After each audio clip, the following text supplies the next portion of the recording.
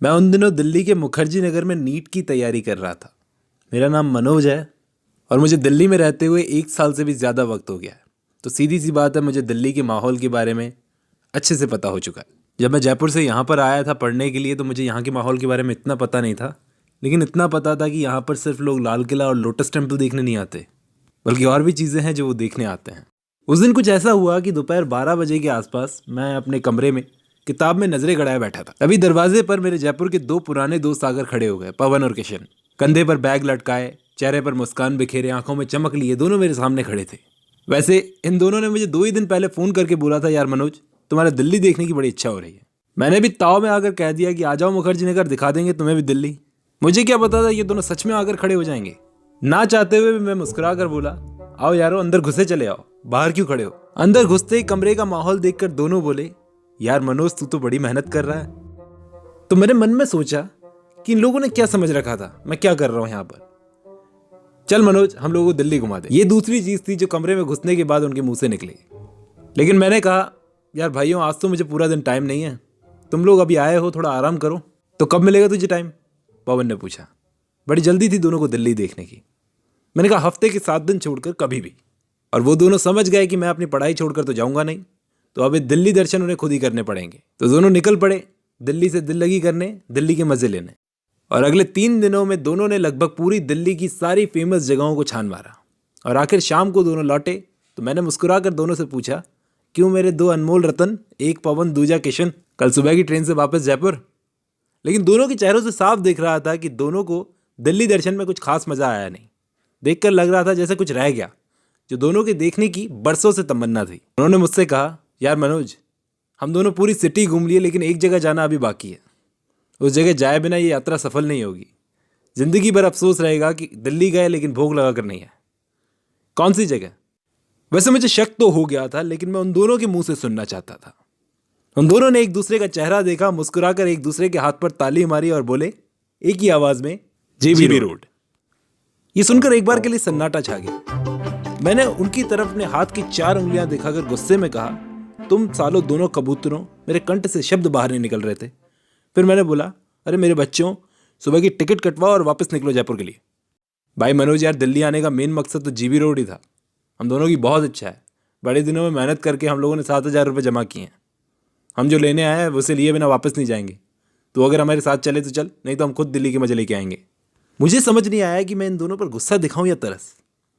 मैं तुम दोनों को फिर से चेतावनी दे रहा हूं, तुम दोनों परदेसी कबूतर, अरे तुम्हारी बिरयानी बना दी जाएगी, यहाँ पर हड्डियां तक नहीं मिलेगी, वापस लौट जाओ।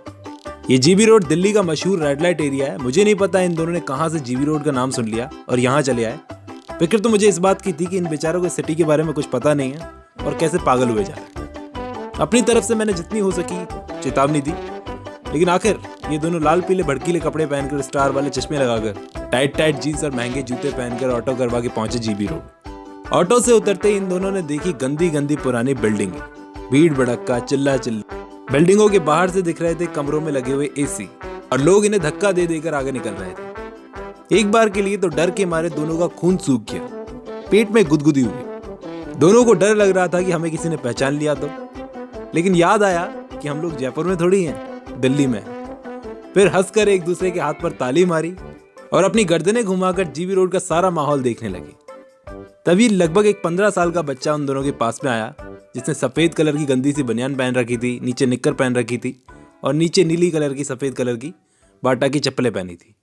उन दोनों के पास आकर बोला, भाई साहब, सस्ते में दिलवा दूंगा, बढ़िया माल। ये दोनों एक बार के लिए तो फिर से डर गए। फिर किशन ने उस लड़के से पूछा, सेफ जगह तो है ना? लड़का बोला, अरे हाँ मालिक, ग्राहक तो भगवान होता है, आप मेरे भगवान हो, गलत जगह थोड़ी देंगे। तो पवन भारी आवाज में बोला, बेटा अगर जगह सेफ नहीं हुई ना तो तू जानता नहीं हम कौन है।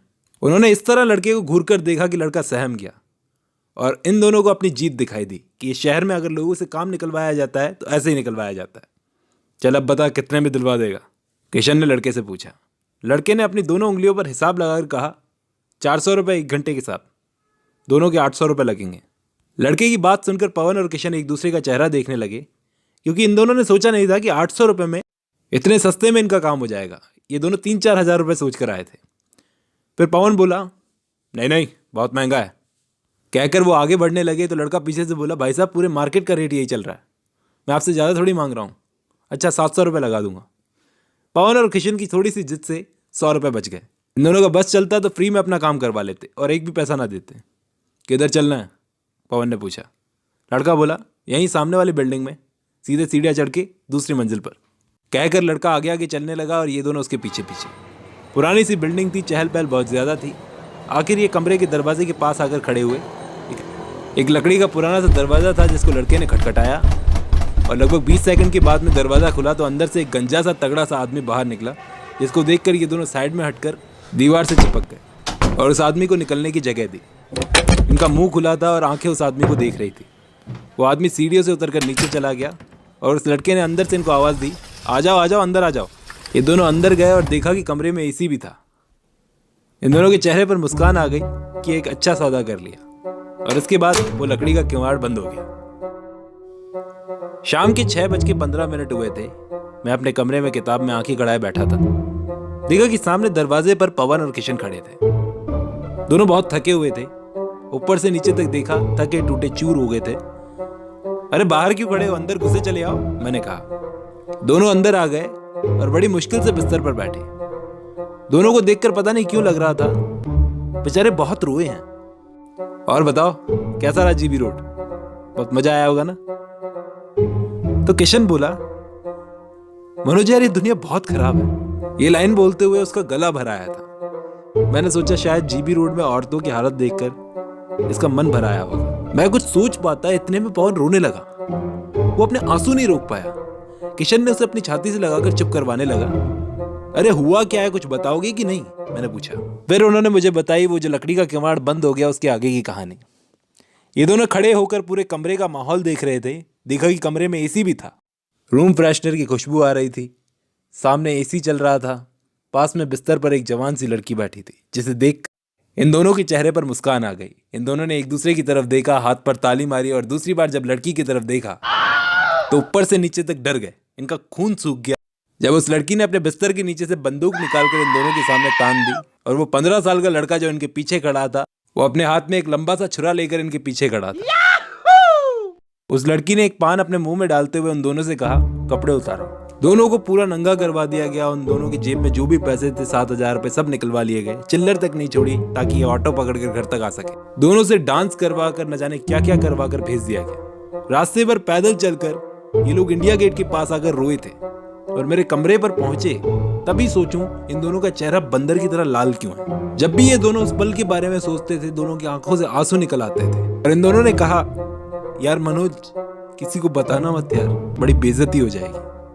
मैंने कहा, अरे यार तुम लोगों को भाई पर भरोसा नहीं है? नहीं यार भरोसा तो पूरा है, लेकिन एक बात और थी, किशन ने मुझसे कहा। मैंने कहा हाँ हाँ बोलना। यार घर जाने के लिए पैसे नहीं है, टिकट के लिए थोड़े पैसे देना।